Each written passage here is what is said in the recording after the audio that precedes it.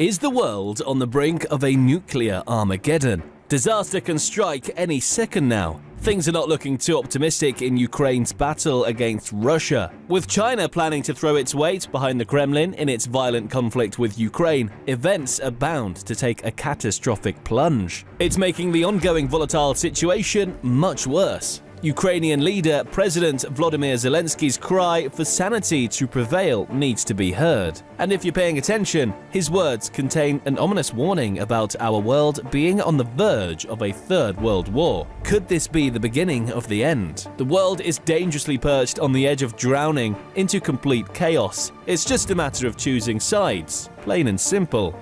Ukrainian strongman Zelensky, who has led his nation through the year-long invasion of Ukraine by Russia, expressed his wish for China to end up on its team in the escalating war against its arch-enemy. However, the Ukrainian frontman has also chomped on the bitter pill of reality and knows that things will not pan out in the direction Ukraine desires. In fact, he calls it impossible. Zelensky is not the only one who is raising a hue and cry. China has set the alarm bells ringing for Ukraine's closest allies in the ongoing war, such as the United States of America and the UK. Things look grim. The US Secretary of State Antony Blinken has raised the red flag over China's tilting stance towards giving out lethal support to the former USSR stronghold. The US isn't one to shrink from looking at danger straight in the eye and taking a principled stance, but they've made their official position crystal clear to Chinese State Councillor Wang Yi. Unless China reconsiders its next move, its action to pump support to Russia will spell out dire consequences. Uh-oh. Is this the calm before the big storm? The American-Chinese relationship will suffer a massive dent if China doesn't watch its step. China better be on its toes because Uncle Sam is hot on its tail. One wrong move, and it's sayonara world peace. Zelensky, who's still taking a glass-half-full optimistic approach, believes that there is a window of opportunity for China to weigh in on all the factors that are contributing to the current tense situation. There is still time for China to make a pragmatic assessment, as Zelensky puts it. Looks like a lot rests on China's shoulders right now to stop teeter-tottering and really open its eyes to what's transpiring between Russia and its neighbour. Whatever happened to upholding neighbourly ties? This is truly a sorry state of affairs. Who's upsetting the apple cart? China is no stranger to controversy and stirring the soup pot. In a tit-for-tat response, its challenging reply to the American threat was to look at America squarely in the eyes and tell it off. Cheeky. On a serious note, the Chinese Foreign Ministry was quick to offer a robust rebuttal to the US, stating in unequivocal terms that it's their way or the highway. On an even more serious note, the Chinese did declare that the US was in no position to place demands on China. The temperature seems to be rising to a fever pitch and things are getting messy. Truth be told, it does serve Chinese interests to stay in cahoots with Russia, even if it is to the detriment of all the key players in the region. With impressive economic ties, there's a slim chance that President Xi Jinping will pull the plug on his friendship and unwavering support for Vladimir Putin. Don't just take our word at face value. All you need to do is take a cold hard look at the latest figures. According to an article in the New York Post, trade between the two chums got a major boost of 34%. That's pretty substantial. Experts and those in the know opine that other powerful states such as China do have the necessary leverage to exert their influence over Putin and maneuver this conflict in a different direction. Looks like the ball is in China's court for now. Downing Street is down for the action. If you thought Downing Street was going to take China's brazen stance sitting down,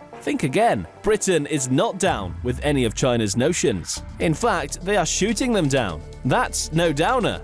Quick to jump onto the bandwagon, Britain did not waste a nanosecond in rebuking China for its abhorrent actions. The UK was swift in showing utter contempt and disdain at the very prospect of China siding with Russia's war. Using some very strong language, Downing Street slammed the war as brutal and illegal. Britain could have done well to listen to their own top-notch playwright's advice. Shakespeare had the memo a long time ago when he uttered the harsh truth: expectation is the root of all heartache. Ouch.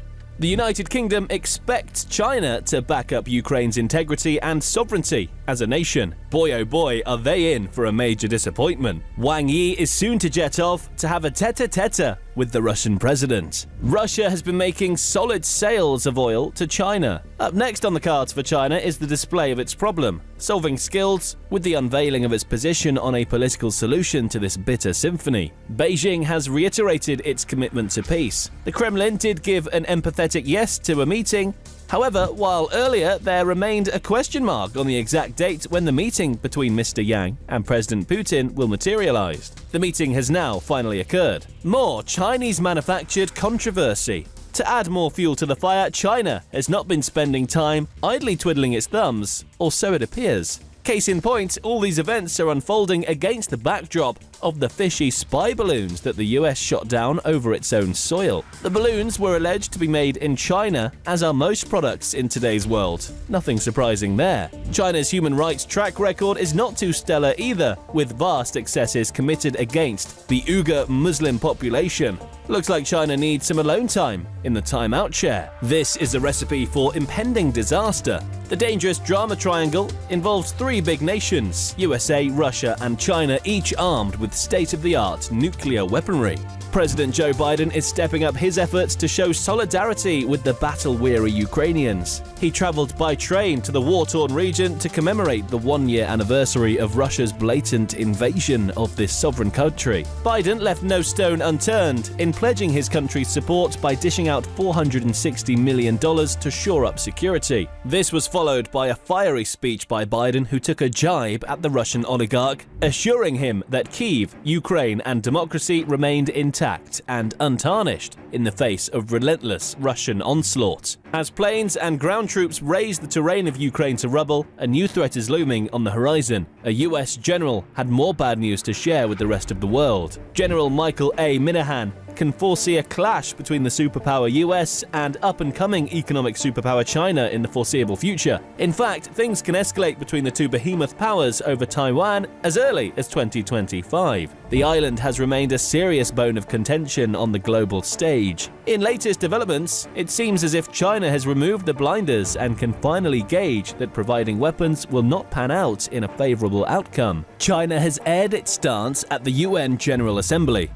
Looks like Dai Bing, China's deputy UN ambassador, has put two and two together. He has finally arrived at the earth-shattering conclusion that the longer this problematic situation prevails, the higher will be the human cost, and that further amping up ammunition will only pump up tensions.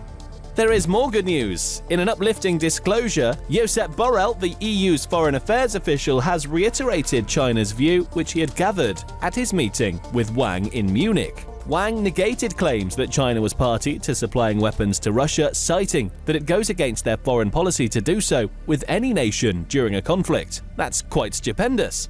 Russia began its ill-planned invasion of Ukraine on the 24th of February in the year 2022. The UN General Assembly is now planning to cast a vote to finally rein in Russia's rogue move.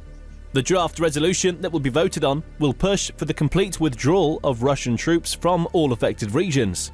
Russia, meanwhile gripped by war fever, is not easing up on its jingoistic language. In fact, if Putin's words are anything to go by, it will not take a lot for Russia to pounce with a nuclear weapon if such dire conditions arise. How do you think the Russia-Ukraine conflict will pan out? Give us your solutions. Like and follow for more exciting content.